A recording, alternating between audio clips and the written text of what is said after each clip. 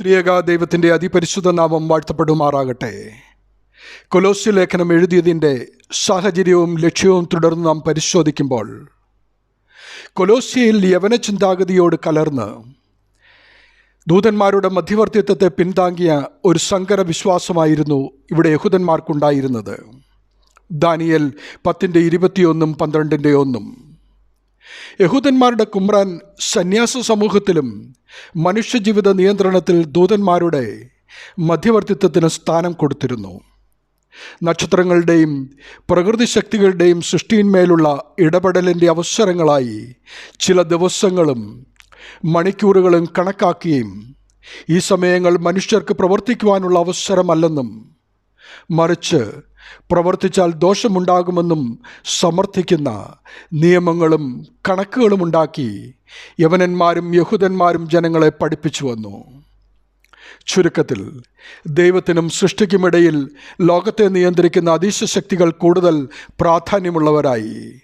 1:19, 2:9 ക്രിസ്തുവിനെ അവയിലൊന്നായി കണക്കാക്കുവാനുള്ള അവരുടെ ശ്രമത്തിനെതിരെ സർവ്വസൃഷ്ടിയിന്മേലുള്ള ക്രിസ്തുവിൻ്റെ അധികാരവും അവകാശവും സാങ്കത്യവും കാണിക്കുവാൻ കൊലോസ്യർ 1:15-17 വരെയുള്ള അവൻ അദൃശ്യനായ ദൈവത്തിൻ്റെ പ്രതിമയും സർവ്വസൃഷ്ടിക്കും ആദ്യജാതനുമാകുന്നു.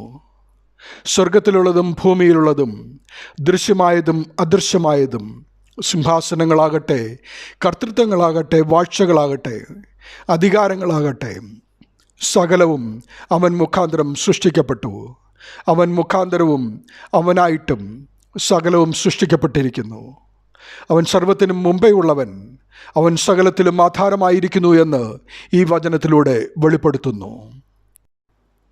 സർവശക്തനായ ക്രിസ്തുവിനെ ഉപേക്ഷിച്ച് ഈ മധ്യവർത്തികളായ ശക്തികളെക്കുറിച്ചുള്ള പാഠങ്ങൾ പഠിക്കുവാൻ തുനിഞ്ഞ കൊലോസ്യയിലെ ക്രിസ്ത്യാനികൾക്ക് അവനിൽ സർവ്വസമ്പൂർണതയും വസിപ്പാനും അവനിൽ ജ്ഞാനത്തിൻ്റെയും പരിജ്ഞാനത്തിൻ്റെയും നിക്ഷേപങ്ങളൊക്കെയും ഗുപ്തമായിട്ടിരിക്കുന്നുവെന്നും അവനിലല്ലോ ദൈവത്തിൻ്റെ സർവ്വസമ്പൂർണതയും ദേഹരൂപമായി വസിക്കുന്നതെന്നും വാഴ്ചകളുടെയും അധികാരങ്ങളുടെയും ആയുധവർഗം വെപ്പിച്ച് ക്രൂശിൽ അവരുടെ മേൽ ജയോത്സവം കൊണ്ടാടി അവരെ പരസ്യമായ കാഴ്ചയാക്കി എന്നിങ്ങനെ 1:19, 2:3, 9, 2:15 എന്നീ വചനങ്ങളിലൂടെ ക്രിസ്തുവിൻ്റെ യഥാർത്ഥ മാധ്യസ്ഥത്തെ അപ്പോസ്തലൻ ഇവിടെ വെളിവാക്കുകയാണ്.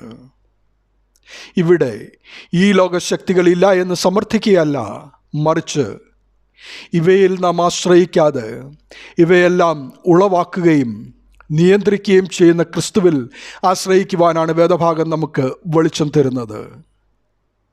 രാഹുകാലവും വാവുകളും ശകുലങ്ങളും അഷ്ടമിയും ചൊവ്വാഴ്ച വെള്ളിയാഴ്ച പ്രത്യേകതകളും ദിക്കുകൾക്കും സ്ഥാനനിർണയത്തിനും ദശാകാലങ്ങൾക്കും ശകുനങ്ങൾക്കും പ്രാധാന്യം നൽകി വിവാഹം, പുരവാസ്തോലി, മാമോദീസ, യാത്രകൾ, ആലോചനകൾ, ജോലി ആരംഭം ഇവയ്ക്ക് സൃഷ്ടിതാവും രക്ഷിതാവുമായ ദൈവമായ കർത്താവിനെ മുൻനിർത്തുന്നതിനേക്കാൾ അധിക പ്രാധാന്യം ഈ മുഹൂർത്തങ്ങൾക്ക് നൽകുന്ന ക്രിസ്ത്യാനികളിൽ ക്രിസ്തു എന്നും വ്യക്തിജീവിതത്തിൻ്റെ കേന്ദ്രമായി തീർന്നിട്ടില്ല എന്ന സത്യം വേദനാജനകമാണ്.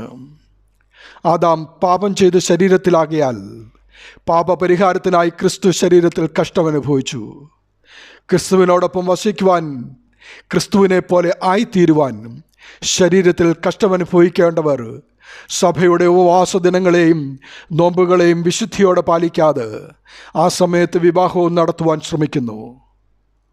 അന്ന് കൊലോസ്യയിലുള്ളവരെ പോലെ ഇന്നത്തെ നാമമാത്ര ക്രിസ്ത്യാനികളായ നാം ഏവരും പൗലോസ് അപ്പോസ്തലൻ പരിശുദ്ധാത്മാവിൽ എഴുതിത്തന്ന കൊലോസ്യ ലേഖനം സൂക്ഷ്മമായി പഠിക്കേണ്ടിയിരിക്കുന്നു.